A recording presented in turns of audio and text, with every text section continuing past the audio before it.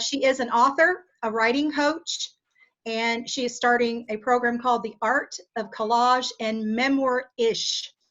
Did I say that right, Anne? Yes. Writing with Mel Toth. And she can give you the details of that. That's going to be starting every Sunday. Did you mention to me? Yes.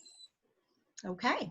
So we'll let you go ahead. We welcome you. We're so glad to have you this evening join us. Thanks. So I'm super nervous, and I'm going to do two things at the same time. So I want to walk you through the process of writing a book or a project, and I'm going to tell you a story at the same time. So let's say that you were all, I mean, some of you have already written books, but I'm just going to start from ground zero. And let's say that you wanted to write a book or an essay or a project, and this is day one. So this today, for me, this conversation is let's call it a book, right? I'm going to write a book. So what that means is 4 days ago, I started thinking about it, and I got so excited I couldn't sleep because I had all these great ideas, right? I'm like, oh, I'm going to kick ass. Like, this is so awesome. And then I didn't sleep, and I would drag during the day, and I'd go back to bed, and I'm like, this is so awesome. And then I woke up today, and I'm like, fuck.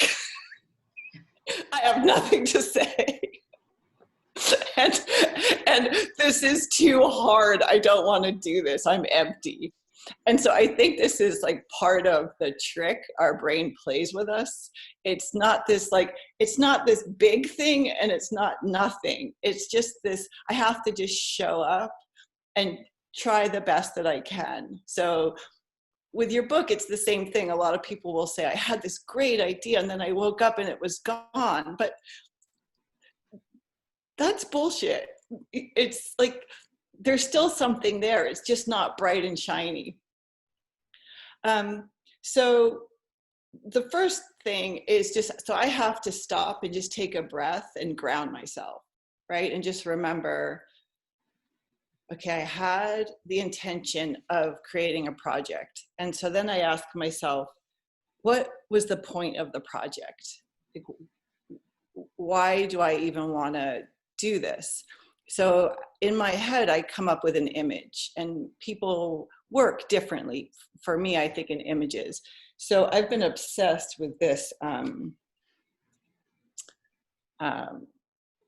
coaster, where I put my drinks, because it's like so tightly wound, right? Like it's like this. And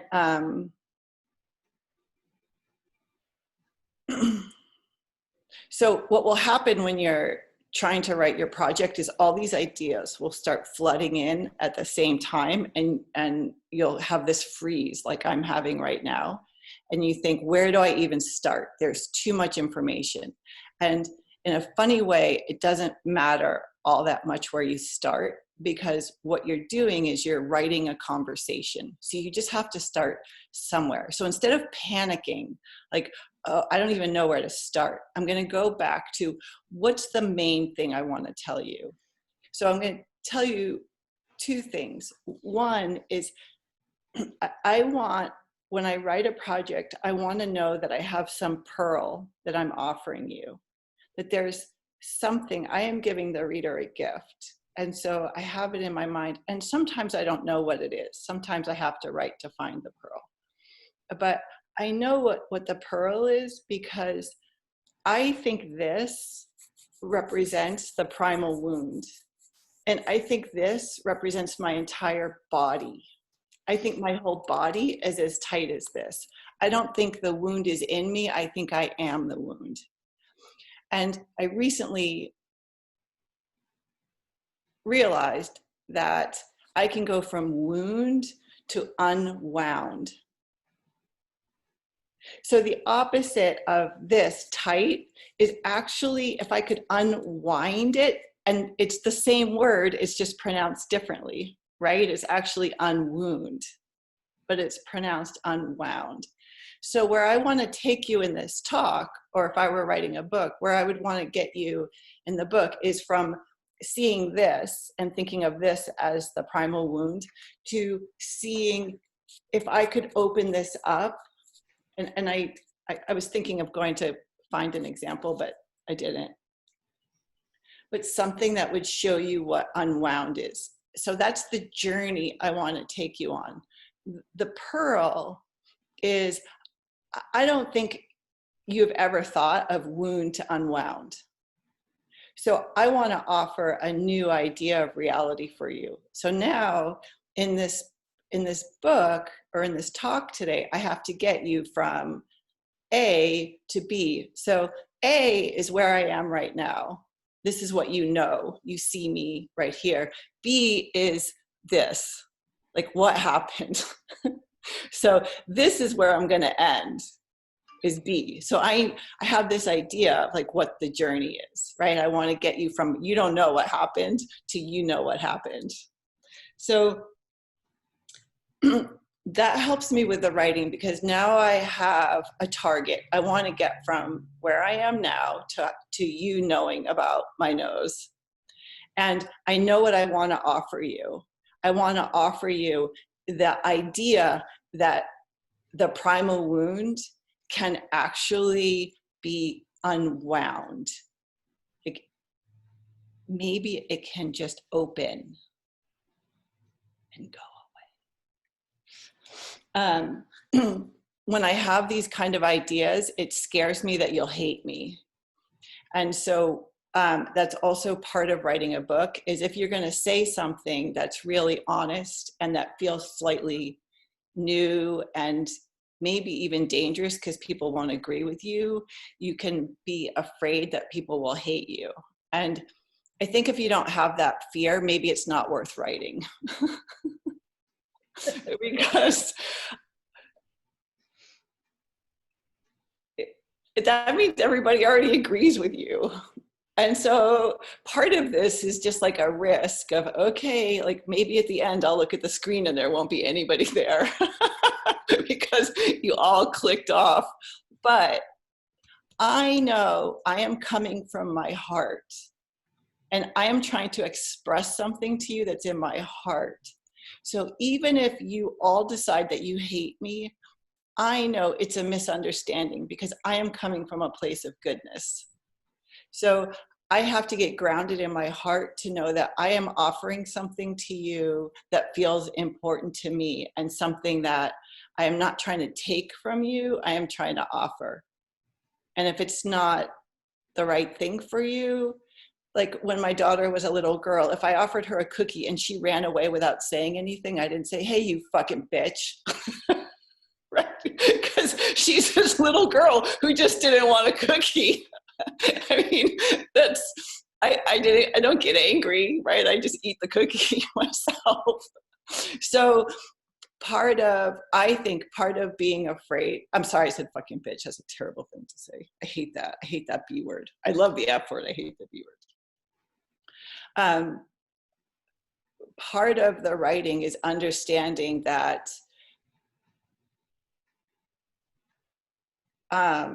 when you write something, there's a bit of sacrifice involved, right? Like you're sacrificing your sense of safety, maybe, and you're risking being seen.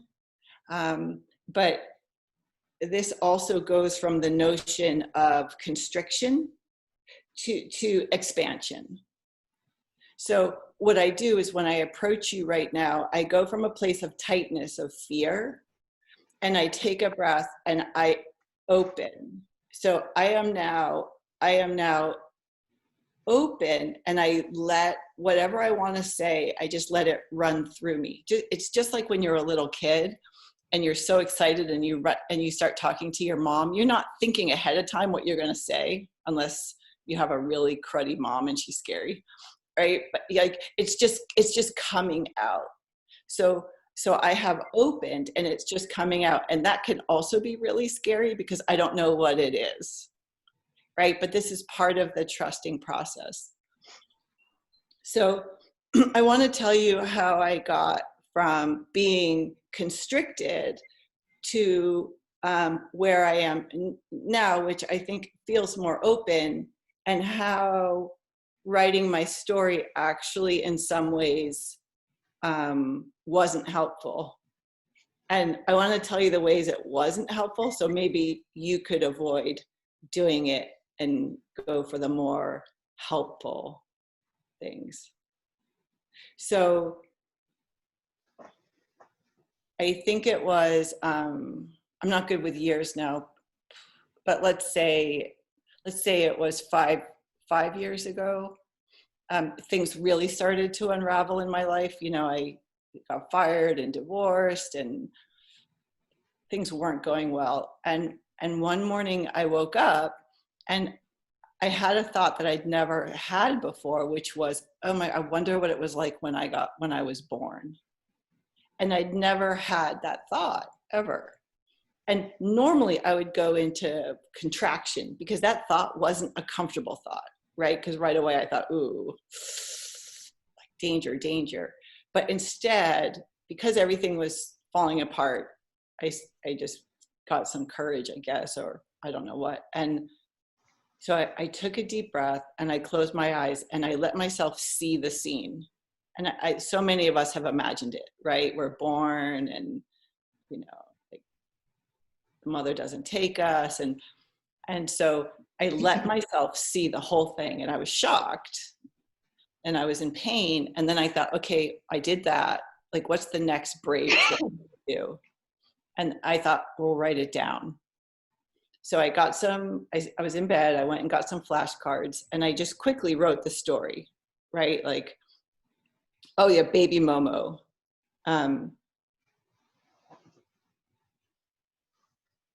Yeah, the one I did a YouTube video of it.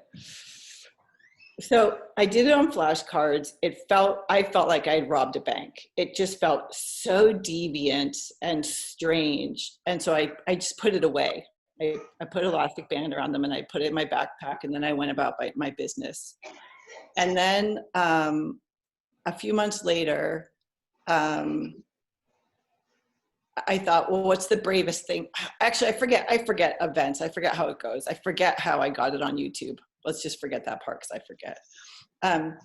This is the best part of writing memoir. You just get to kind of make it up. If you forget, it doesn't matter.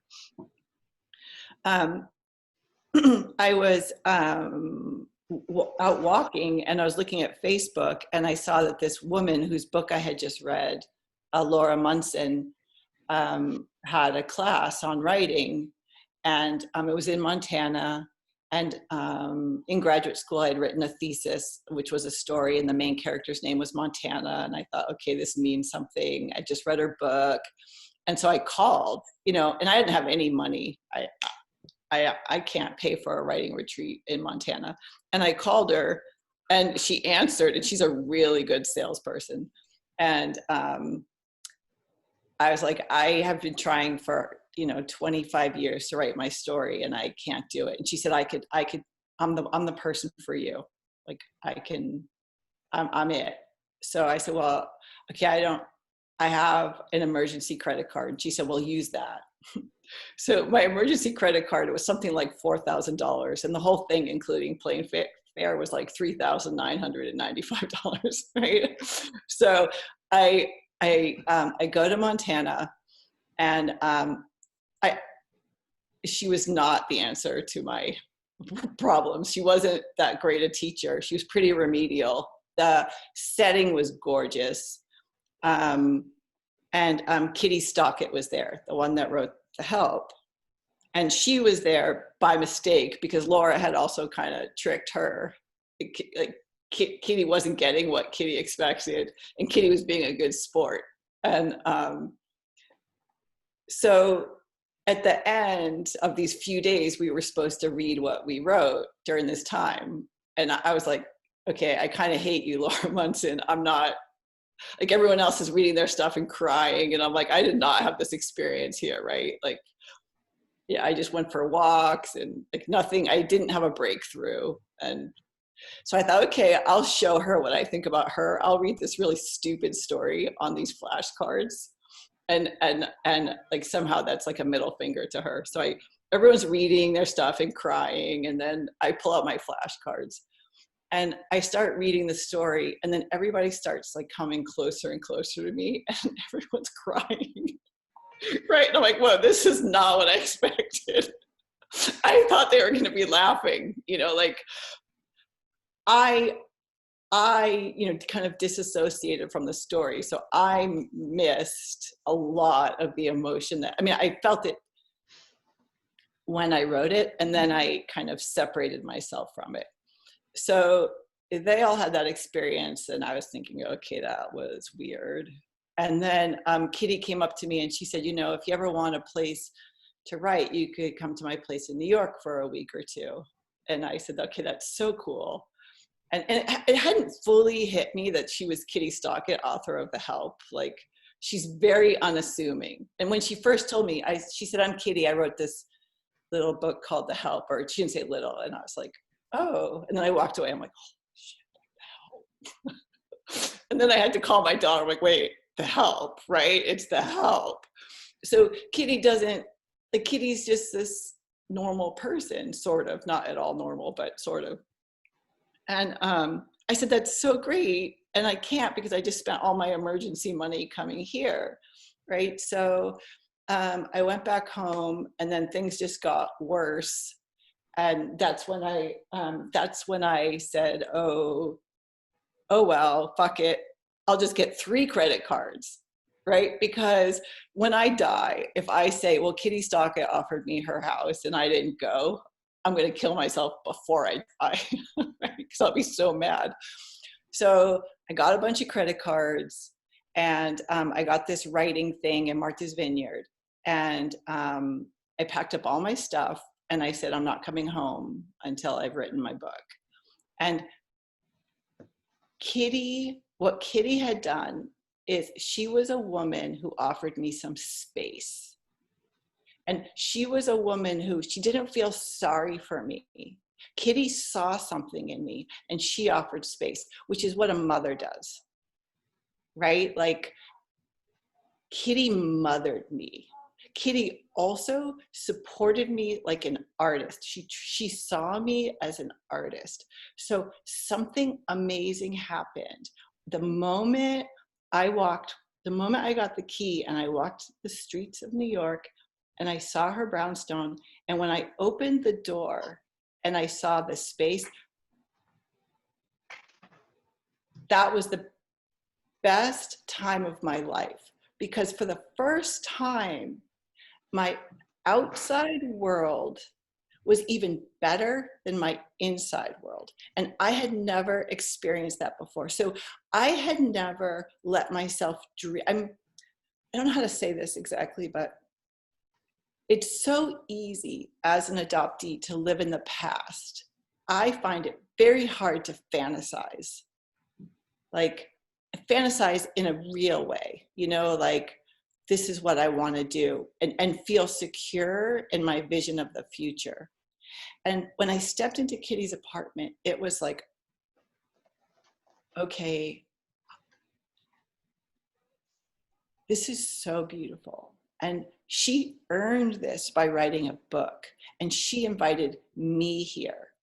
And my vibration lifted because of her space.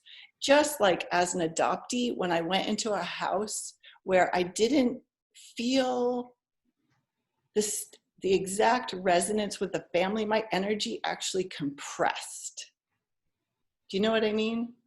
So, like, it was a new experience of,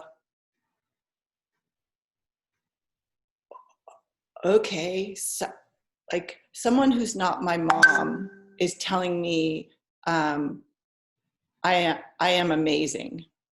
And it wasn't that great when my mom told me, because her energy actually compressed me. Do you know what I mean? Like, it lifted me, but it also compressed me. But Kitty's energy only lifted me because she was also open. Like, she had opened herself to write The Help. So in that space, I was able to write because I was the center of the world. Like someone had told me, this is for you, this place is for you to create. And I didn't talk to my friends much, right? I mean, I've written about it. I just went on Tinder because I needed some company, and it was so fun just to be like, hi, I'm writing a book in Kitty Stockett's house. Do you want to have sex?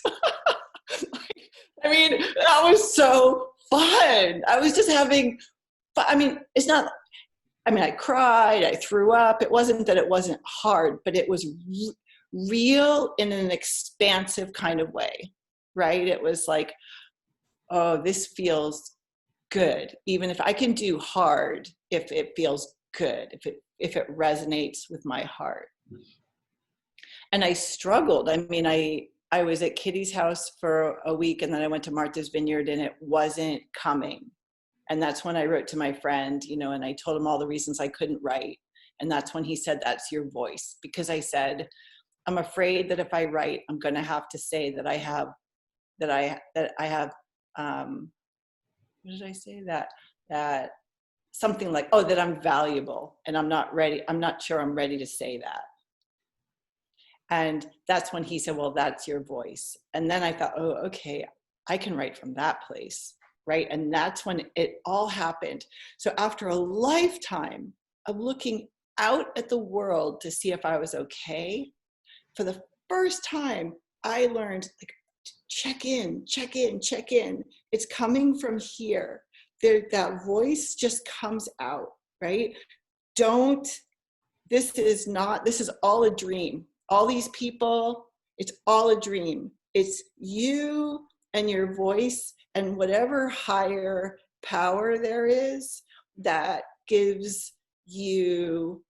connects you to everything. And to be in New York City when you feel connected to everything, but you don't feel that people are sucking your energy, is an incredible feeling. So I did that, but here's where it got tricky. I still was throwing myself away. And here's why. I didn't plan for the future. So I wrote my book, but I wrote it on 3 credit cards, which meant when I finished writing my book, I didn't have any money. Nothing. And if I didn't, my writing partner, Antonia, said, you could stay with me. And so I slept on the floor in her guest room, and she said, I could get you a bed. And I said, no. I felt like I needed to be punished. And I can't quite explain to you why, but writing my book, while I felt really proud, I also felt deeply ashamed. And I've come to realize it's because my book is, I am the object in my book of other people's actions. Like, I do not have agency in that book. That book is about, this is what happens. This is what, like, if you put someone who's been adopted under a microscope, this is what it looks like. So I wrote about my past, but I did it so well that my present and my future were still my past. So I stopped going out with people because I would just start crying.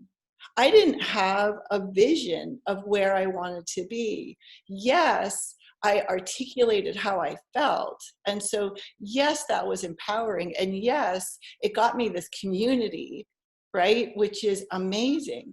But without agency, without feeling like I really want to be here and I have the right to be here, like, even saying it makes me want to cry. So I know I'm still processing this, right? That, like, I thought I was so brave, and I was brave, but I thought I was so brave to go into the past like that and name what happened.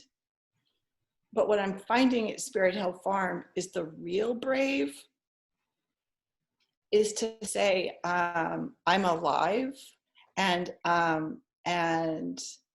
I am valuable, and I love myself, and I love you.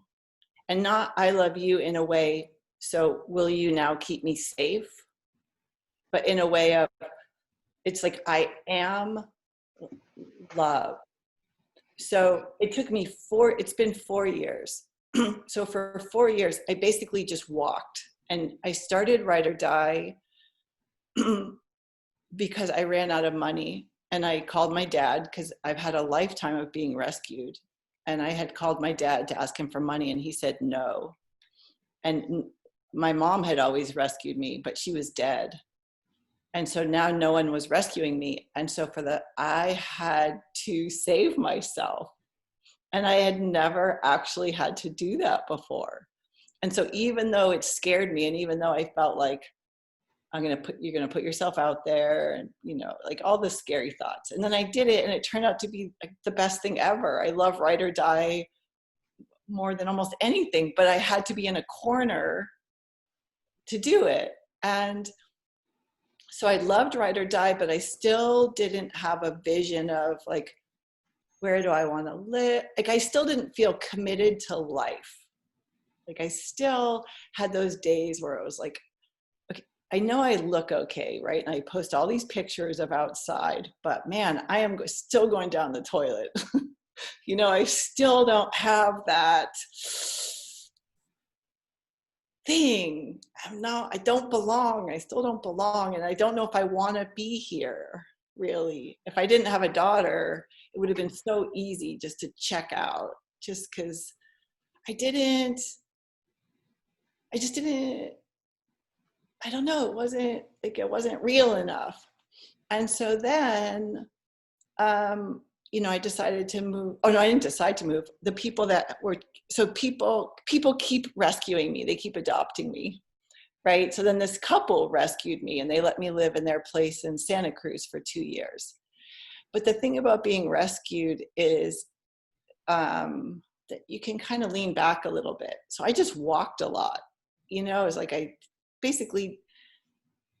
didn't evolve very much. I felt like I was just trying to recover. I was so exhausted. I had diarrhea all the time. I just felt like not right. I didn't know how to fix it. It was like I did the one thing I wanted. I had a baby girl, and I wrote my book. Like, those are all I ever. Oh, and number 3 was I wanted to have a loving romantic relationship. So I hadn't done that. But as menopause comes, it's sort of like maybe I'm fine. But the book was huge, and I had a movie, but it was like, well, so now what? Like, I honestly don't have any dreams. This is like, I've had a big house that didn't matter. Like, it's not things. I don't know what I want, and it was just such a weird feeling. And so then the people that I was living with all of a sudden got tired of me, and I got in a scary place. And again, I was rescued. And my best friend that I have known since I was 10 months old, they have a big house outside Boston, and she said, you could live with us for a while. So I went there, and it was the same thing. Like, I would walk to the T and go into Boston every day, and I was still kind of on cruise control, like still passing time. And then Carolyn Yates, who owns Spirit Hill Farm, she had been a massage client of mine. And the first time I met her, I was like, I want to be your friend.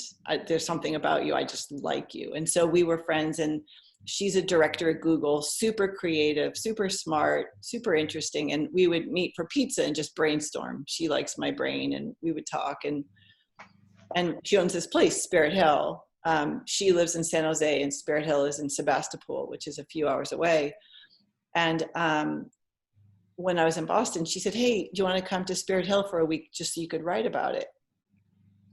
So I come to Spirit Hill, and it was like kiddie experience number 2, right? Like, the house that I live in is really beautiful. And nothing will ever touch kitties, unless it's like Queen Elizabeth. But, and Spirit Hill, the property,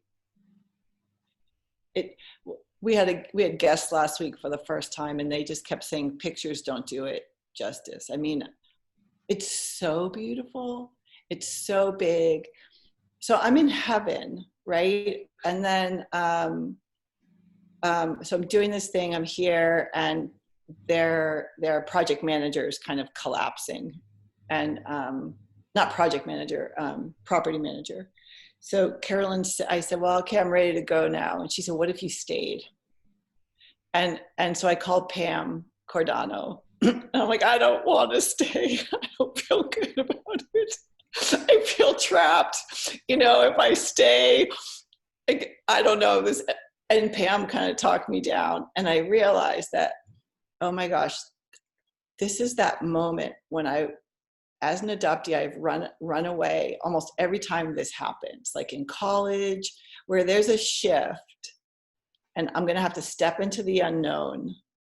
And I just want to go back to what's familiar, even if it's like living in a friend's bedroom that doesn't really want me there forever, right? Like that's better than stepping into the unknown and taking control of my life. So I stayed, and then COVID happened.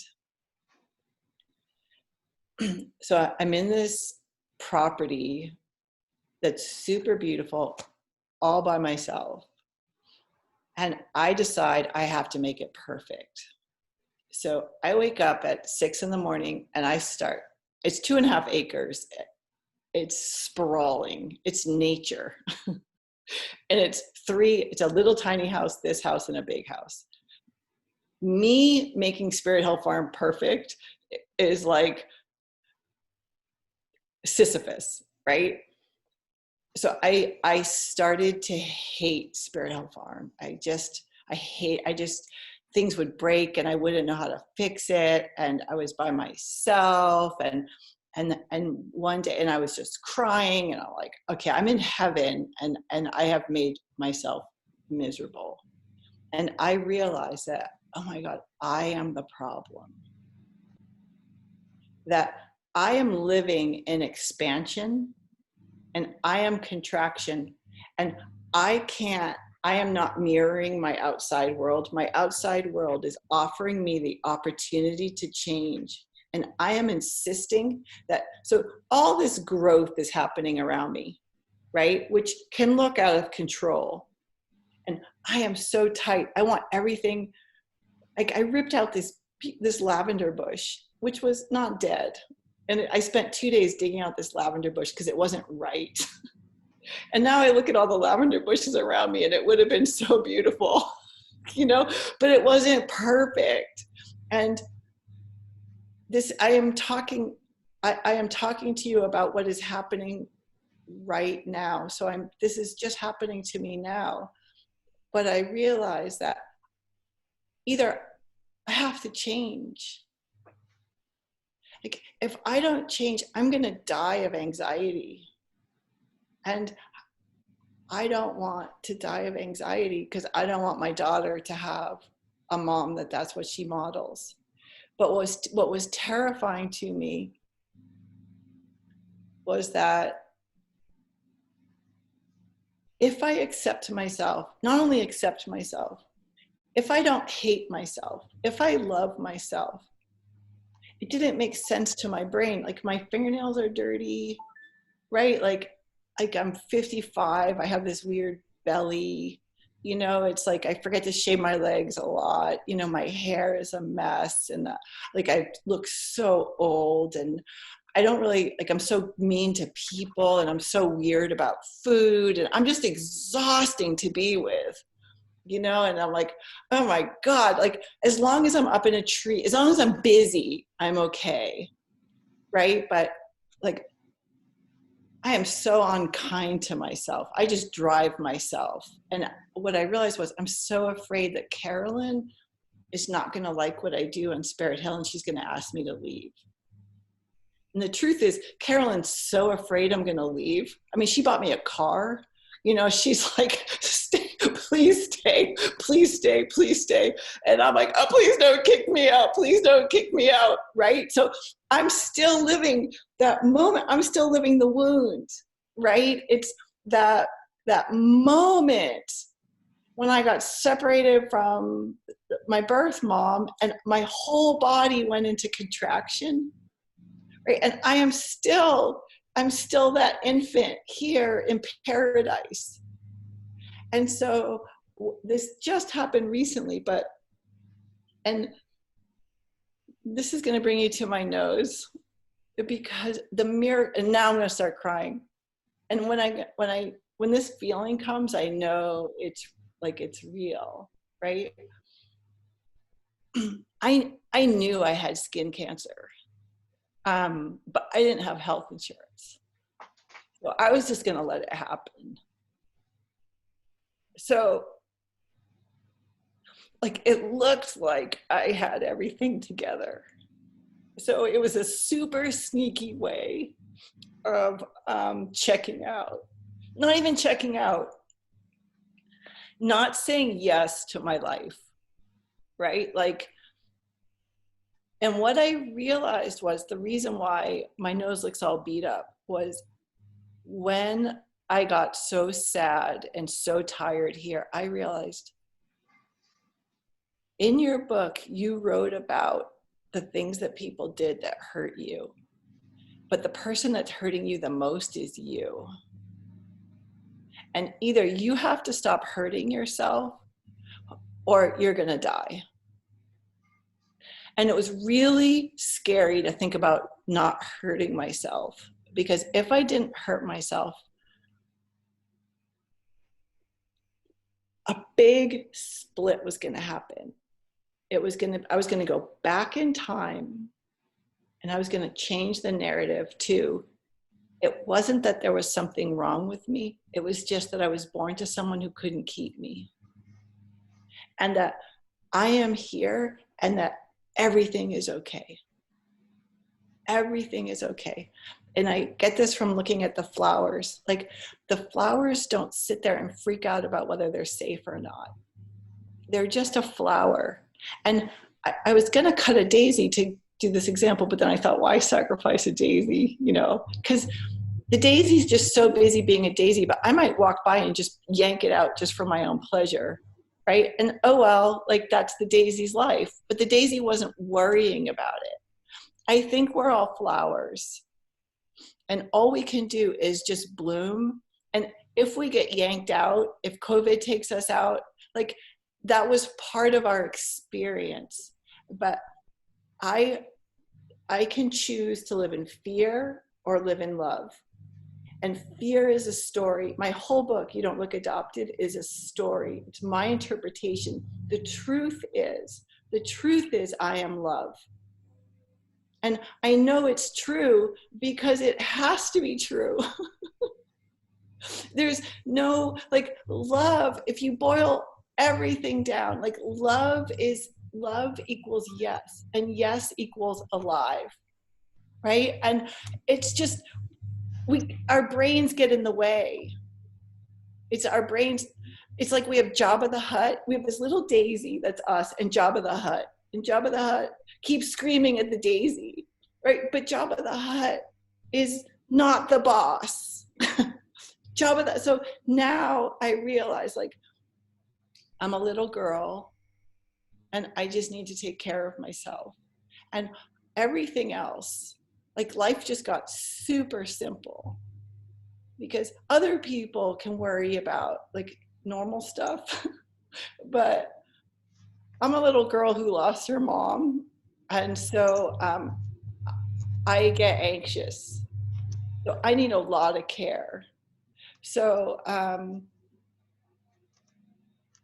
I have felt so peaceful this last couple of weeks, and just, it's not perfect, but when it's not, when I have the bad feelings, I know that they're just feelings. And I don't have this great pressure on myself. If I don't write another book, oh well.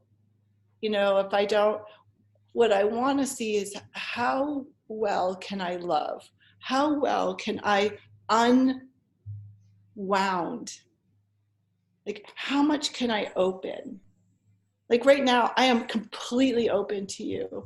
And it's scary, right? And I don't feel like a rock star, right? I feel like a worm. I feel kind of like a worm right now. Like I'm kind of sweaty and dirty. But if I don't think about it, everything's really good because I am sharing with you, right? Something that I hope helps you. And if we were to talk, you would probably share with me something that you would think would help me. So the miracle of my nose is that I got health insurance.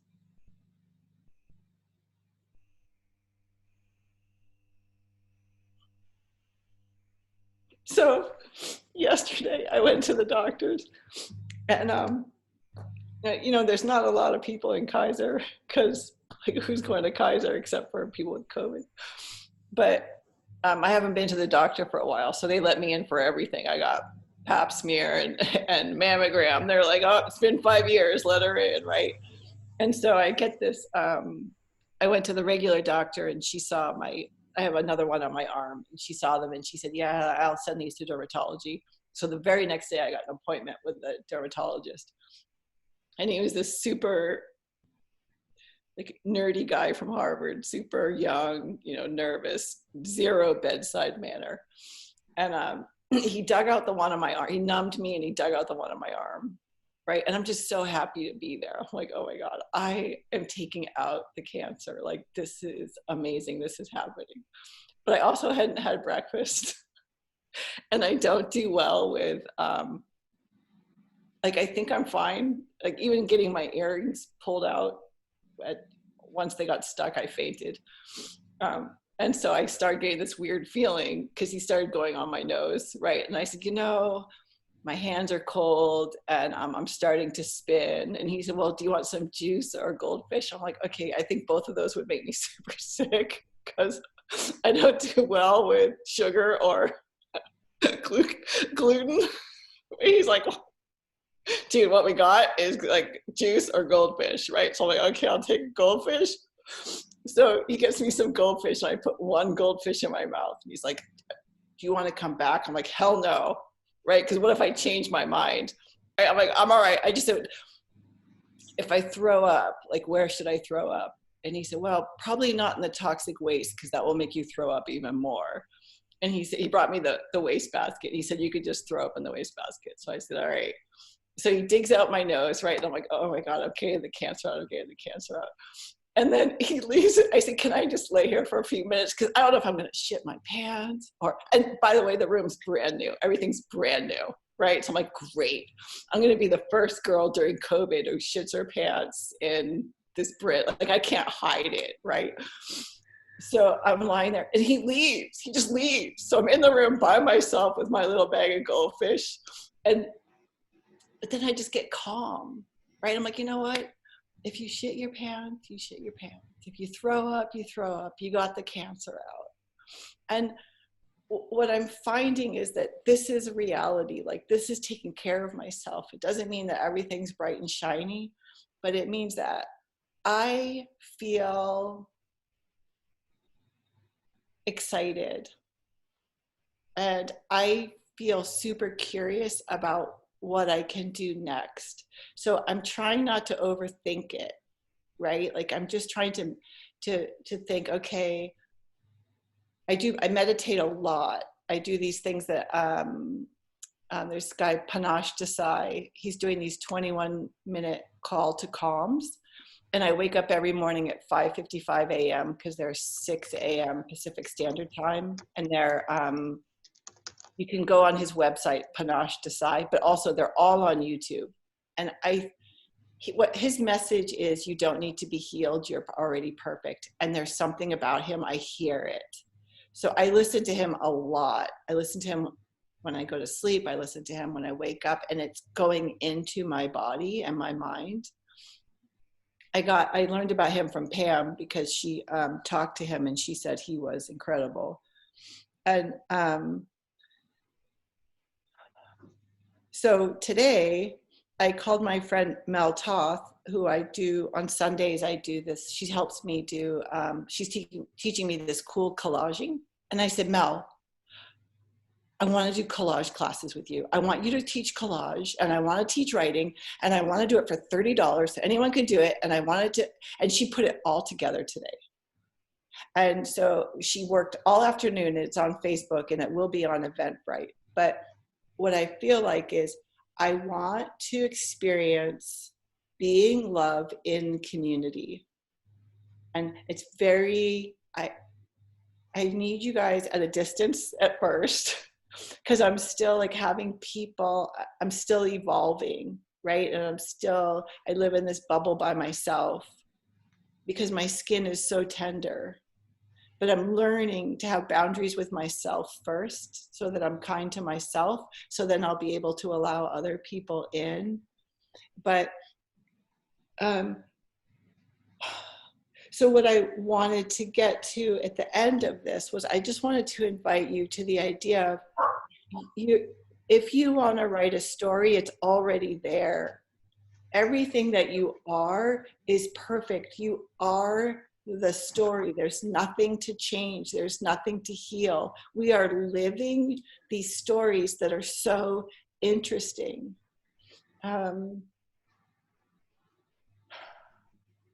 I thought it would feel more sparkly. Like I didn't, and I don't know if this is what, like maybe it's the Velveteen Rabbit thing, right? Like sort of beat up. But I feel really good.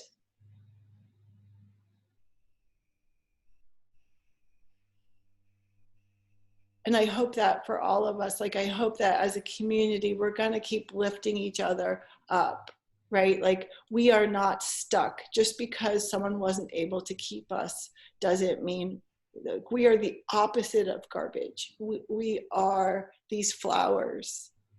And if you see it in me at all, if you're glad at all that I got skin cancer off my face, know that I am you. So if you're glad I am here, know that I am so glad you are here, and that the girl inside of you is so, or the boy, sorry, the girl or the little boy inside of you wants you to be gentle with them because they have things they want to tell you.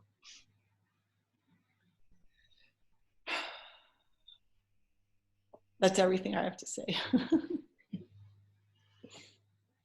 Thank you, Anne. Yeah. So it's Appreciate question time. your sharing. Yeah, let's get some questions going.